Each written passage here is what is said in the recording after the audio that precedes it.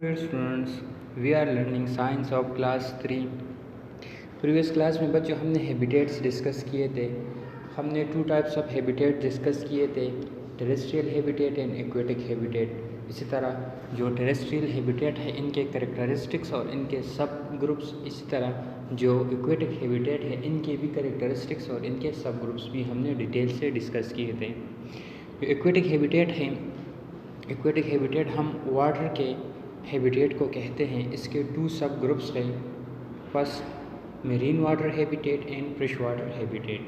Marine water जो बड़े बड़े समंदर होते हैं या जो ओशंस हैं उनके अंदर जो हैबिटेट पाया जाता है उसे हम मेरीन हैबिटेट कहते हैं, जबकि जो फ्रेश वाटर हैबिटेट है वो दरियाओं, नदी नालों और चश्मों में या झीलों में जो हैबिटेट्स पाए जाते हैं उनके लिए हम फ्रेश वाटर हैबिटेट यूज़ करते हैं।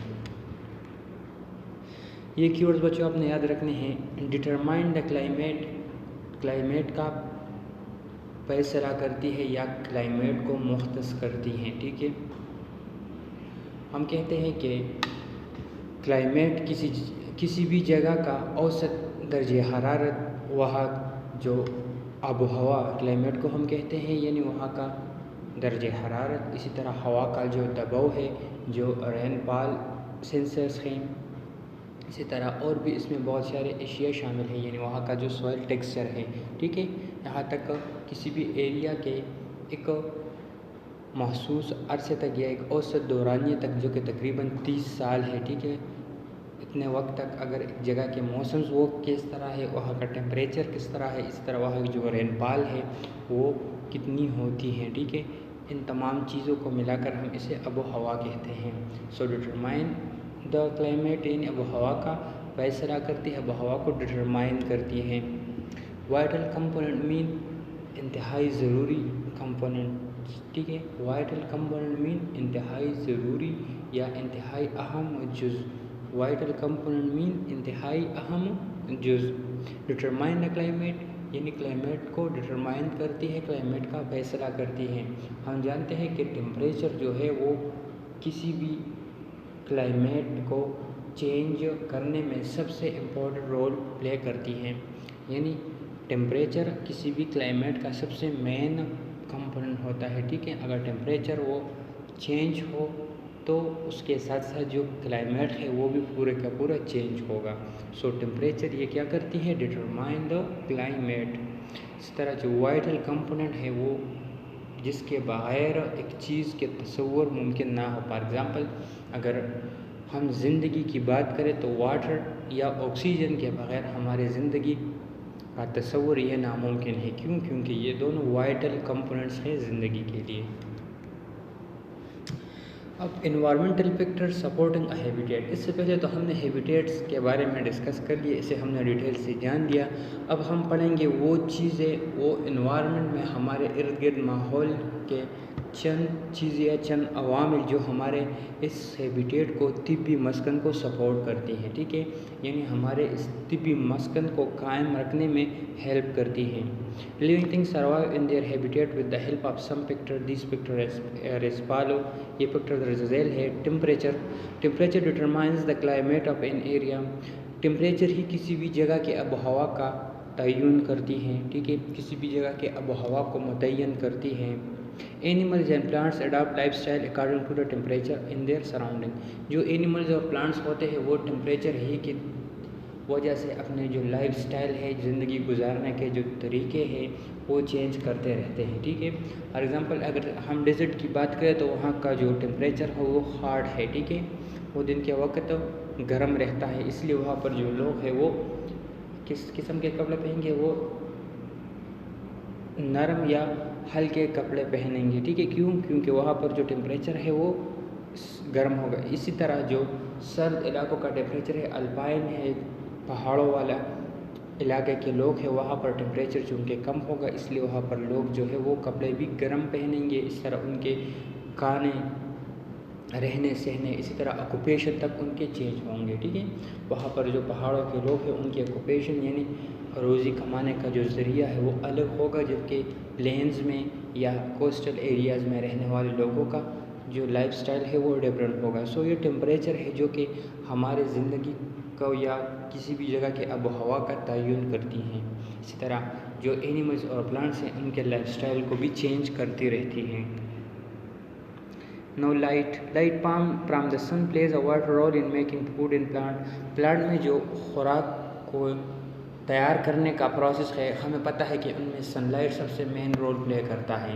सनलाइट ही से प्लांट्स अपने लिए एनर्जी ये कैप्चर करते हैं। So light is again an important component for life. Animal depend on plants for food. Animals ये फूड के लिए प्लांट पर डिपेंडेबल हैं। वह है जो भी एनिमल हो वो अपना खुराक कहाँ से हासिल करते हैं, वो अपना खुराक को प्लांट से हासिल करते हैं। इसी तरह हम ह्यूमंस हम भी इनडायरेक्टली प्लांट्स पर डिपेंडेबल है, यानी हम भी अपने लिए खुराक कहाँ से हासिल करते हैं, हम एक तो प्लांट से डायरेक्टली हासिल करते हैं यानी वेजिटेबल्स वगैरह खाकर, जबकि दूसरी तरफ हम दूसरे एनिमल्स को खाते हैं, ठीक है, जो कि इनडायरेक्टली प्लांट पर डिपेंडेबल है। So animals indirectly depend on sunlight. So इसी तरह एनिमल्स जो है वो भी सनलाइट पर डिपेंडेबल है, यानी प्लांट्स अपने लिए जो खुराक है वो कहाँ से तैयार करता है, सनलाइट से तैयार करता है, जबकि एनिमल्स इन प्लांट को खाते हैं। सो सनलाइट पर जो प्लांट एनिमल्स है वो इनडायरेक्टली डिपेंडेबल है, ठीक है, यानी सनलाइट की भी ज़रूरत होती है प्लांट्स को। क्यों? क्योंकि इन्हीं सनलाइट से प्लांट अपने लिए खुराक तैयार करते हैं और वो प्लांट एनिमल पर खाते हैं। सो जो सनलाइट है उनकी ज़रूरत किसे होती है, एनिमल्स को भी। सो टेम्परेचर के साथ साथ लाइट भी हमारे एनवायरनमेंट का या हैबिटेट का सबसे मेन कंपोनेंट है। जो थर्ड कंपोनेंट है वो है water. Almost 70% of the earth is covered with water. Various plants and animals survive under water. It is the basic need of life on which all living organism depend. 70% जो हमारी ज़मीन की सतह है ये वाटर से कवर्ड है, ठीक है, यानी इस पर वाटर फैला हुआ है। बहुत सारे प्लांट्स और एनिमल्स ये पानी के अंदर पाए जाते हैं, यानी पानी के अंदर हम देखते हैं कि इसके अंदर एक अलग जहां है, ठीक है। अगर आप कहीं पर डॉक्यूमेंट्रीज देखें जो वाटर के अंदर, सीज एंड ओशंस के अंदर जो लाइफ है, तो आप हैरान रह जाएंगे कि वहाँ पर किस किस्म के लाइफ्स पाए जाते हैं। सो वहाँ एक अलग जहां है, वहाँ एक अलग दुनिया आबाद है। सो वो दुनिया, वो जो मेंटेनेंस है उनका, उन हैबिटेट्स का, वो वाटर पर डिपेंडेबल है। It is the basic need of life on which all living organism depend. ये भी ज़िंदगी का सबसे बुनियादी कंपोनेंट है जिस पर तमाम लिविंग ऑर्गेनिजम्स ये डिपेंड करते हैं, ठीक है। ये तीन चीज़ें हमने पढ़ ली है जो कि हमारे हैबिटेट्स के लिए इंतहाई ज़रूरी है। इनके बगैर हमारा हैबिटेट्स ये कुछ भी नहीं।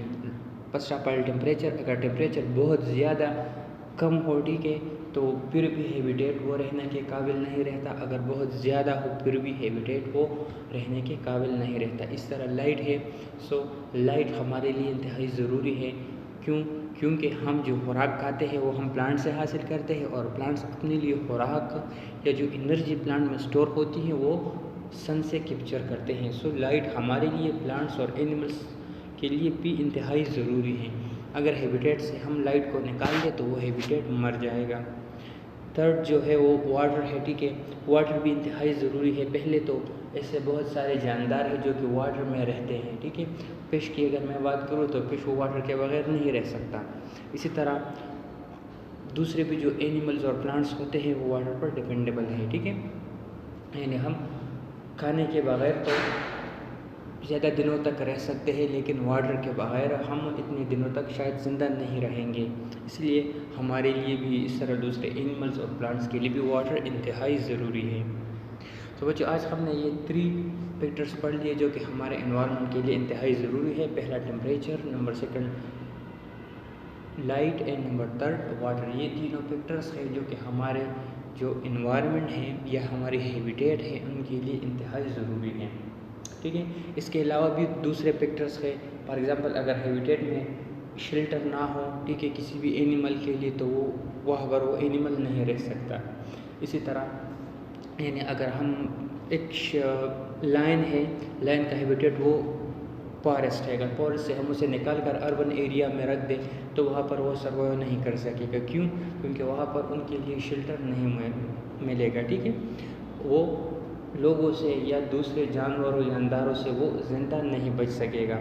सो शेल्टर भी एक अहम कंपोनेंट है। इसके अलावा भी दूसरे कंपोनेंट हैं, मगर आपने याद ये 3 रखने हैं क्योंकि ये मोस्ट इम्पॉर्टेंट हैं। Temperature, light and water. अब ये असाइनमेंट्स आपने कंप्लीट करने हैं। Right the effect of water on a habitat, जो वाटर है उनका हैबिटेट के ऊपर क्या असरात है, ठीक है, यानी वाटर के बग़ैर या वाटर की वजह से हैबिटेट ये किस तरह होते हैं। हमने पहले पढ़ लिया जो वाटर वाला पोर्शन है, आपने उसे याद भी करना है और यहाँ पर लिखना भी है, ठीक है, इस क्वेश्चन के अंदर। Thank you and वस्सलाम।